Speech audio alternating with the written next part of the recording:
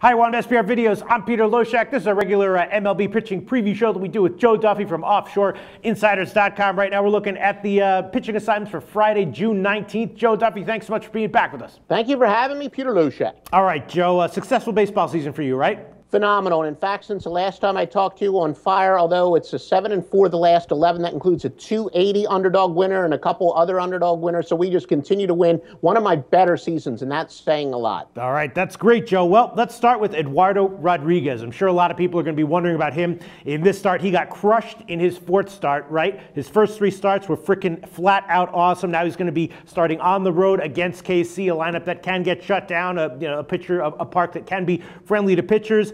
Do we expect him to be lights out again, to revert back to his form before he got crushed, or to struggle again? And then on the other side, Yordano Ventura coming back from having nerve issues in his hand. Reports are that he's fine. He could have a good game, though. Always a candidate for a great start. What do we expect from Rodriguez here? Well, as a general rule of thumb, I found a lot of success in betting on short-term streaks, whether it's, betting against a pitcher who's struggling. Now, of course, when you have a quality pitcher, there's usually the value. In the case of Rodriguez, you have a guy who's not like he's got a track record of saying he can bounce back from disastrous starts. So with a 5.09 ERA in his last three, he would seem to be a go against. Not that, Ventura's necessarily been all that better, but he is, of course, coming off an injury, so all my sources do have him as probable. He could be a last-minute scratch because they do say that, they're going to check to make sure that he is fine, but probably going to be a lot of runs in that game. No humongous pitching edge, maybe a slight one towards Kansas City. See, my sense is that was just a blip. Rodriguez had three great starts, then he had a bad one, and now he's going to bounce right back with another strong start. You don't see that as the most likely outcome here? Well, obviously, Boston's been a team that's been kind of overvalued all year long. So as far as betting on a pitcher who, we're not talking about somebody with a big track record to bounce back on a team that's already overvalued, you're welcome to do that, Mr. Loshak. I don't find myself doing that. All right, Joe, and then I want to ask you about Jacob deGrom, right? He's been absolutely dominating in May and June, and despite the Mets, deficiencies in their lineup at times, they have been winning his games. They're 6-2 in his 8 starts in May and June. One thing about him, though, is that he has kind of stark home-road splits. He's been a lot better at home, and even in May and June, his 3 road starts, they've been good. They've been very good, but not as dominant as his home starts. And Atlanta, can have a productive lineup. What do we expect from deGrom here? Although I think at times some people overdo it when it comes to home road splits, when you're talking about a young pitcher like deGrom, I do think that it's pretty important to take a look at those because young pitchers do tend to pitch better at home. Of course, the thing here is he is facing the Braves, not exactly the best lineup around. And as you said, look, he's a quality pitcher. He was Rookie of the Year. And of course, sometimes with young pitchers, when they're coming off of great years, they're going to have so-so starts. But he's really following a script that we've seen before when you have a good pitcher coming off of a great year. Sometimes out of the gate, they go slowly. Still, despite the home road splits, I think that deGrom is a guy that you'll probably want to ride at this point, even on the road. All right, okay. And then the rematch between Sonny Gray and Matt Shoemaker. The first one went exactly as expected. Gray outpitched him. The line in that one was surprisingly low because, Oakland was on the road. Now Oakland's going to be at home, so it'll be a significantly bigger line. But Sonny Gray just doesn't have a bad start. He gives up 0, 1, or 2 runs in almost every start. Do you think that there will be value betting on Sonny Gray at Oakland again, even at the much bigger line than last time? And even though I've said that Sonny Gray is kind of the type of pitcher I often like to go against a quality pitcher on a so-so team, it's not like Oakland is a terrible team. He's not like the Cole Hamels necessarily of the American League.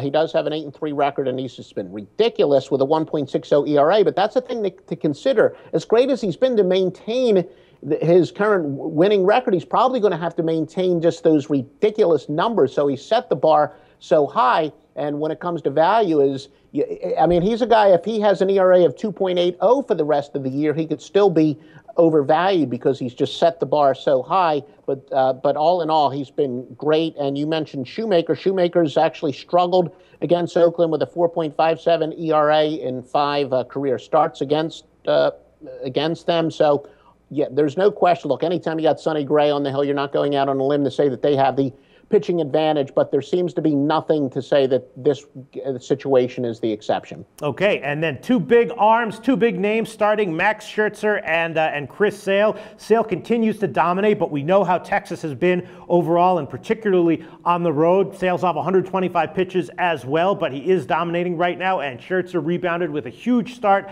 after two subpar starts. He's going to be at home against Pittsburgh. He'll be against, A.J. Burnett, who's also off a complete game shutout and is, maybe not necessarily dominating pitch in and pitch out as much as guys like Scherzer and Sale are, but still getting shutouts, still getting outs, still putting up zeros. What do we expect from Scherzer and Sale? Both big starts from both of them, or do we have any reason to believe that one of them might not do so well here? Well, Sale certainly seems to have turned it around. Look, we know that he was a great pitcher. He got off to, for him, a surprisingly poor start, but he's more than catching up. He's been complete lights out. We know he's one of the best pitchers in baseball. Tough to go against him, but look, as you mentioned with Washington, they've got a tough pitching matchup. A.J. Burnett, a crafty veteran, just continues to get it done. If there is a bright spot for Washington, he has not pitched well at Nationals Park, where he's got a 4.57 ERA. Washington has been just so erratic all year, so it's a case where, as a general rule of thumb with teams like that, I prefer to go with the underdog. But because Burnett has struggled at Nationals Park, maybe it's a game that I would avoid. Getting back to the Chris Sale game, though, we've seen this with Texas. We saw it just recently with the Clayton Kershaw against Wandy Rodriguez game. Clayton Kershaw had been, giving up 0 and 1 run game in and game out. The line opened, I don't know where did it open, like 250. It got bet up to like 290. Texas closed at like plus 250, 260 or something like that.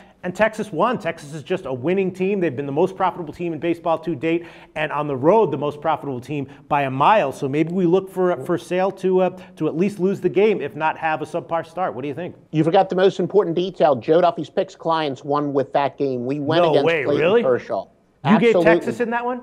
Yeah, that is correct. That was a premium play for us. We have been riding Texas. Texas has been unbelievable as an underdog. In fact, as we file this report, in fact, by the time people see this, the game will be underway. But I also had Texas on Thursday. Can't remember the exact numbers, but Texas is uncanny as an underdog. And in fact, they're uncanny. They're not only well above 500, but they've got a tremendous record as an underdog of more than 150. So they've been very profitable. I think they're up approximately 23 units this year as an underdog of 150 or more. So for me to go against Texas is very tough. But that's more on the team as opposed to the pitching. And Colby Lewis, he's pitched very well, not quite like Chris Sale, but he's got a 3.27 ERA over his past 3 starts.